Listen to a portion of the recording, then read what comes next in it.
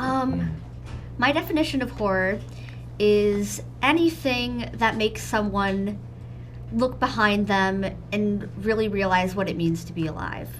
Whoa, that's a very good answer. Wow.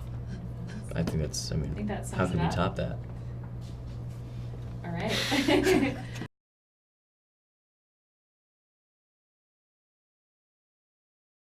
There were a lot of touchstones for me on this film. You know, Rosemary's Baby, Don't Look Now, and Nicholas Roeg in general was somebody that I was looking at, and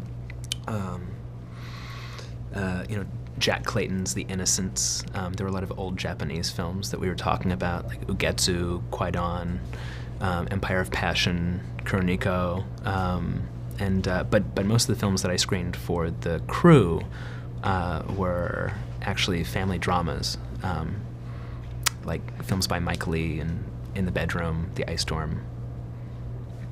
You know. We talked a lot about Roman Polanski.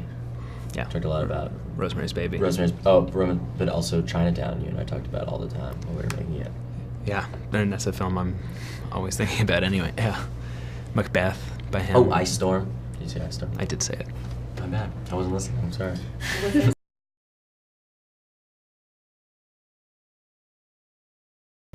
The thing that's so cool about the script is that all the characters are these really nuanced, complex people. So it's hard to just kind of break it down in a little soundbite, but I guess Peter is someone who really wants to go along to get along in the beginning of the script, and he's really trying to bury everything, and I think he's trying to get on with it and get out of the house and move on with his life because he has all this trauma with his family, and he kind of just wants, you know, smokes a ton of weed, and he's trying to escape it, and he has all these little flare-ups with his family, and he tries very hard to just push him down in his stomach, and then something horrible happens, and you watch all this stuff that's inside him start coming to the surface, and the more he tries to push it down, the more it becomes impossible for it not to just explode out of him. So to me, it's watching someone deteriorate inside and watching all their rawest vulnerabilities just explode to the surface, and watching that build, and that's how I describe it. I've never seen a teenager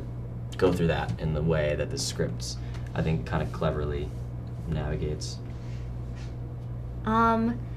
I would say that Charlie is a person who isn't really like anyone else. She doesn't think the same. Her ideas of everything are different. She's an otherworldly creature that just stepped into this new world and doesn't really understand why things work like they do. And I think that's the best way to describe her.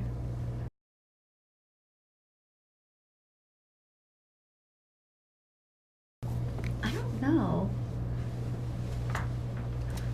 Yeah, I mean, it's hard. It's the whole process is sort of unique in its own. I mean, it's its own thing. So it's hard to say like what's unique and what's not. I mean, I found it to be unique in every way. Like, we got to Utah, and Millie and I did a lot of different things for our characters together. We'd go on these journeys around Utah in character where I'd have to get her to just like order a sandwich or order something, and then she would make it impossible, and she wouldn't say a word, and I'd have to buy her a new sweatshirt. Like, Ari gave us these tasks to walk around Utah and do all these things. So I mean, that is automatically, I mean, you start to develop these sort of these feelings you have, these resentments, just because, oh my God, she just embarrassed me in front of this person. She just hold my hand across the goddamn street. Like, there's all these things, and when you have all that, automatically it starts to be like you have a history. And so, I mean, I think that I got really lucky because I've worked with Gabriel before, and he was, you know, part of my family, so I already had a whole history with him. I started to develop a history with Millie, and Tony came a little later, so there was a little bit of distance trying to figure it out. So it almost like it all formed in a way that was supposed to be what the movie was. So I mean, I kind of automatically, the preparation happened. I was very lucky that it was sort of served on a platter for me already. I didn't, you know, I still had to do a ton of work. I mean, I was like, you know, tortured every day. All of us were, but it was a lot. It already helped a lot, just kind of creating that environment and stuff.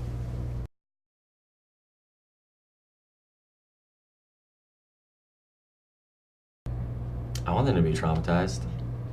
I would think that's great, right? I mean, Yeah.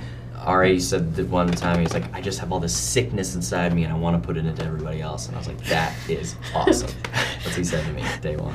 Yeah, I just want to poison people's brains.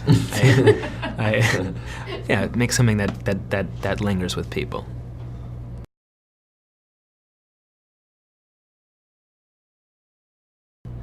I have used an Ouija board with friends. Hasn't worked, sadly.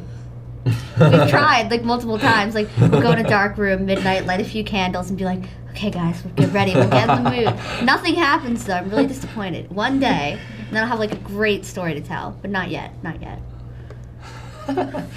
No, I'm not gonna fool around with that stuff. But I did the seance in the movie, and that was enough. I'm never gonna do one again. That was traumatizing enough. I never say.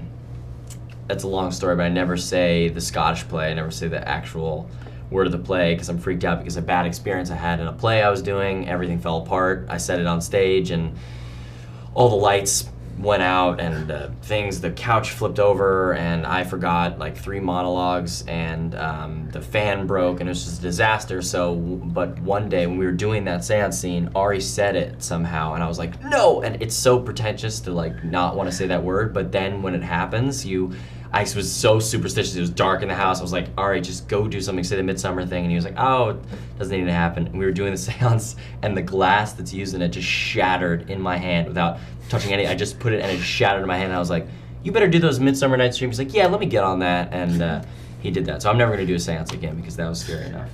Terrifying.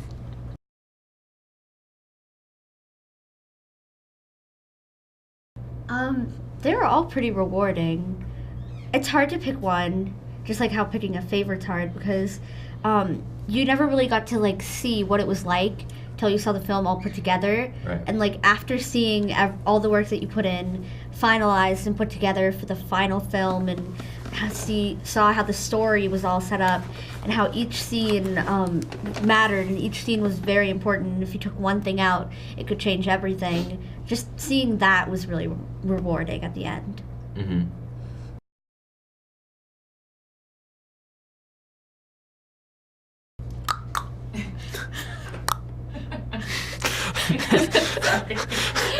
Everyone who's watching this is going to be like, that was the weirdest thing. I have to see this movie because I have no idea what the hell just happened. And then whenever they hear that noise, they'll never be the same again. Yeah.